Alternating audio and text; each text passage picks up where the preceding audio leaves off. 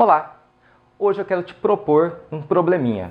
Imagina que você está num programa de auditório, desse do tipo do Silvio Santos. Você está participando de um jogo e nele existem 3 portas.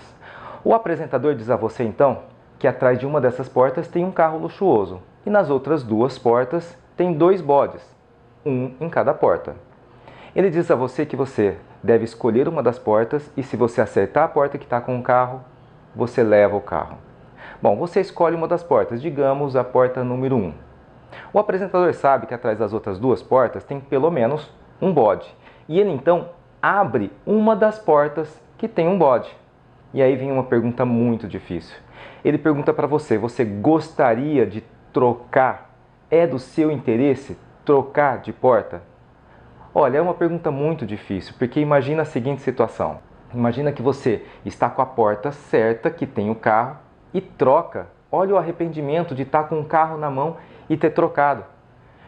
E do outro lado, se você escolheu a porta errada e mantém, ele te deu a oportunidade de escolher a porta certa, de trocar de porta.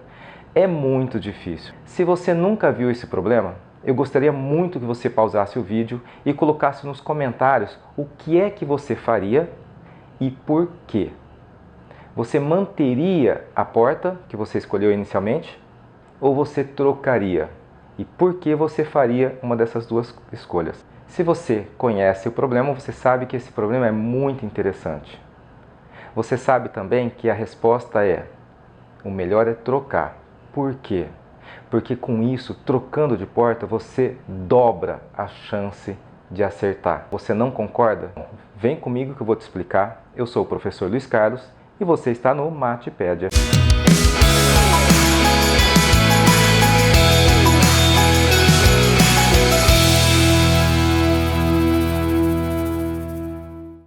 Primeiro eu tenho que te dizer que se você não concordou com a resposta que eu acabei de te dar, saiba que você não está sozinho. Esse problema apareceu pela primeira vez numa revista chamada Parade em setembro de 1990, numa seção chamada Ask Marilyn. Só por curiosidade, a autora, Marilyn von Savan, ela está no livro dos recordes, Guinness Book, como o maior QI já registrado, 228, isso mesmo. Só para você comparar, o QI do Einstein era de 160, acima de 144 já é considerado um gênio. E ainda dizem que ciência não é coisa de menina. Como assim não? Voltando. Esse problema foi inspirado num programa de televisão muito famoso na década de 60, 70, lá nos Estados Unidos. Let's Make a Deal. Algo como Vamos Fazer um Trato. O apresentador era o Monty Hall, uma espécie de Silvio Santos da época. Por isso, o problema ficou conhecido como Problema de Monty Hall ou Enigma de Monty Hall. Bom, alguns ainda chamaram de Problema dos Bodes, Problema das Cabras. Eu prefiro esse segundo nome, Problema dos Bodes ou das Cabras, porque parece menos formal, né? Bom, assim que ela apresentou o problema com a solução dela, dizendo que trocar aumentava, dobrava a chance de você ganhar o carro, ela recebeu nas semanas seguintes uma enxurrada de cartas. Mais de 10 mil cartas. A internet na época não era tão difundida, certo? 92% dessas cartas diziam que ela estava errada. Muitos diziam até que ela deveria se retratar. Muitos, matemáticos inclusive, físicos, diziam que ela estava muito errada, com um problema de matemática tão simples. Enfim, ela não se retratou porque ela estava certa. E esse problema ficou cada vez mais conhecido. Tão conhecido que ele foi parar nas telonas, nas telinhas. No filme Quebrando a Banca, o professor, logo no começo do filme, isso não é spoiler não, logo no começo do filme ele apresenta esse problema para uma sala de aula. E um dos alunos, de bate-pronto, já dá a resposta correta. Como ele sabe que isso não é natural, não é normal, a maioria não daria essa resposta, nem concordaria até com ela, mesmo sabendo da resposta, então ele percebeu que ele tinha um talento, e ele recrutou esse talento para um plano que ele tinha. Bom, assista, é muito bom. Isso não é spoiler porque isso está no começo do filme. Ele também aparece na série Brooklyn Nine-Nine. Se você tem a Netflix, você pode procurar. Na 4ª temporada, o episódio 8, tem uma discórdia entre 2 personagens ali. Um dizendo que é melhor trocar, e dá inclusive que a chance de troca é de 2/3, e o outro discordando completamente. É bem engraçado.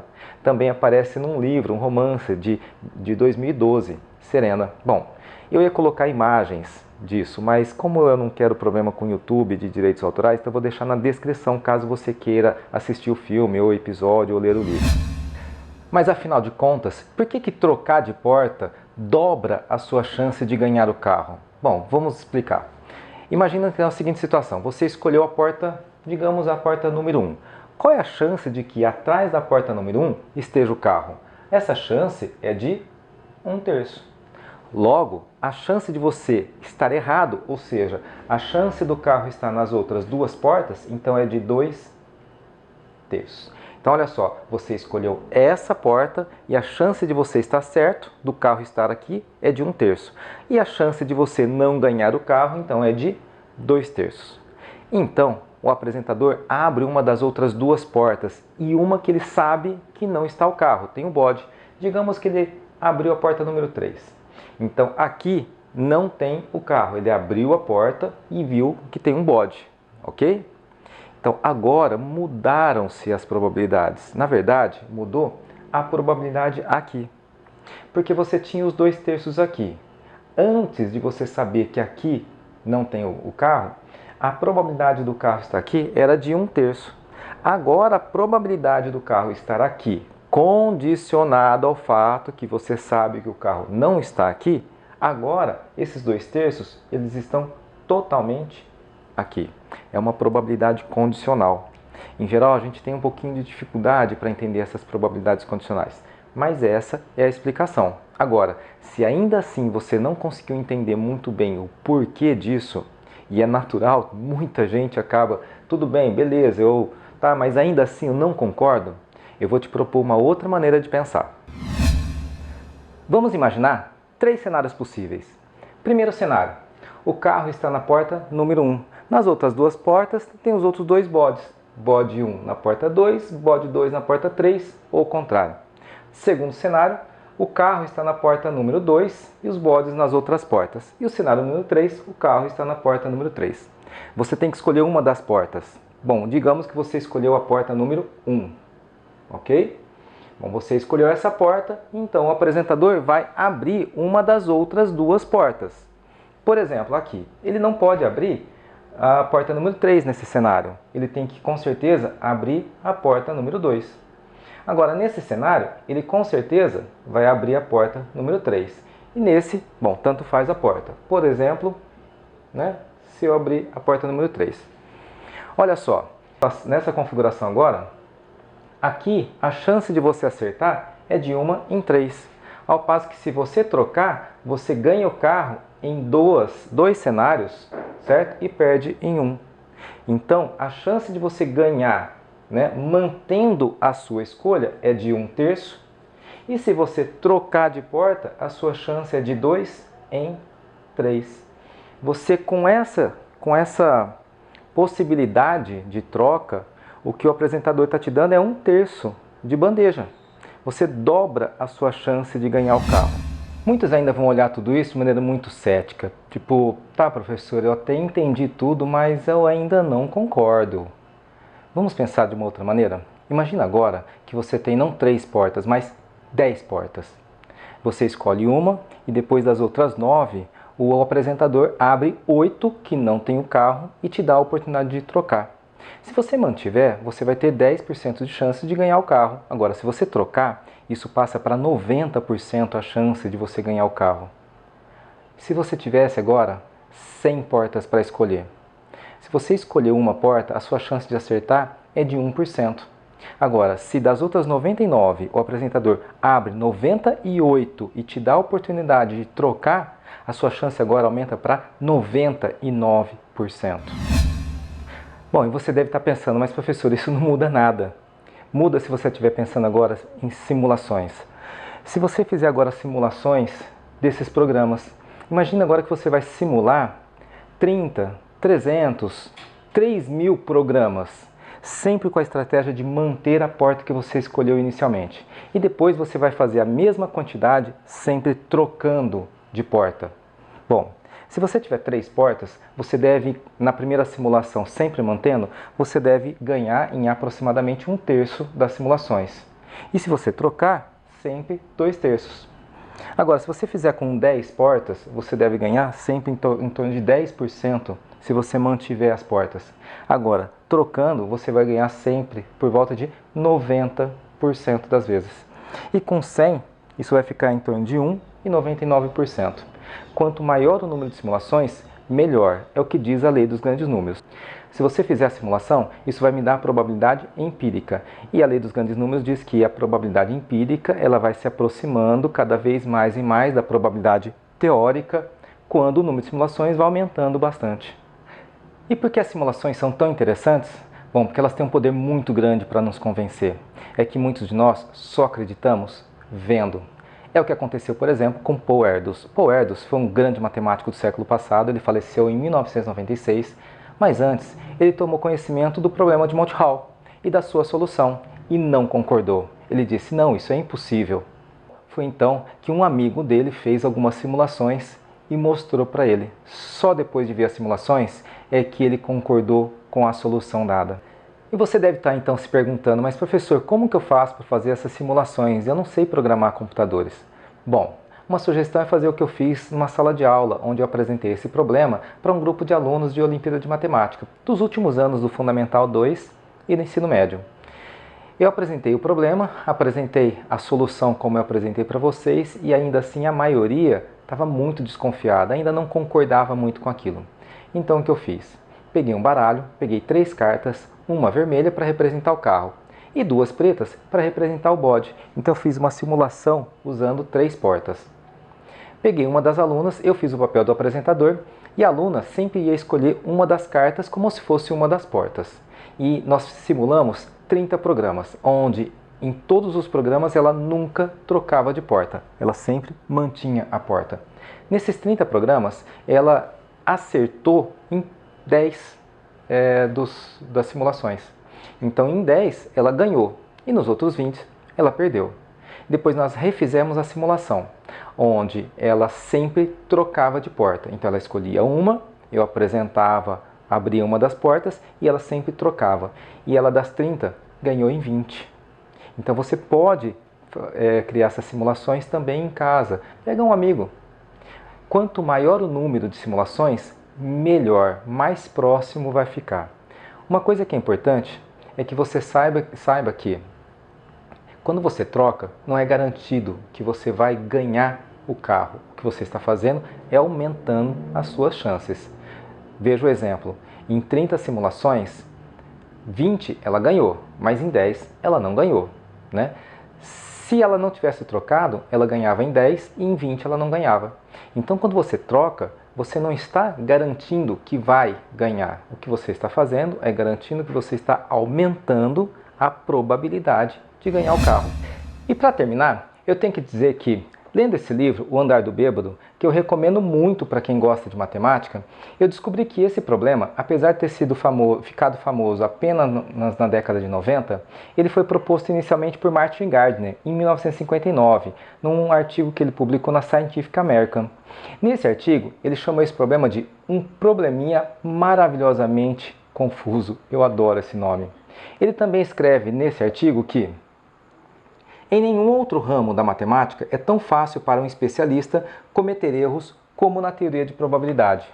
Olha, se você é estudante, está no ensino médio, vai prestar vestibular ou está prestando algum concurso e tem dificuldades com a probabilidade, a teoria de probabilidade no ensino médio ela nem é tão complicada, mas é muito fácil nós nos confundirmos com alguns problemas em probabilidade. É muito simples, é muito fácil mesmo. Bom, por que isso acontece? Eu não sei, mas olha só o que escreveu um professor de estatística e probabilidade. Nosso cérebro não foi muito bem projetado para resolver problemas de probabilidade. Isso é um especialista de Harvard, especialista em probabilidade e estatística, quem está dizendo. Bom, eu não sei se isso é verdade, mas que faz muito sentido, faz. Uma coisa que eu aprendi nesse problema é que a intuição, ela falha, e às vezes ela falha feio.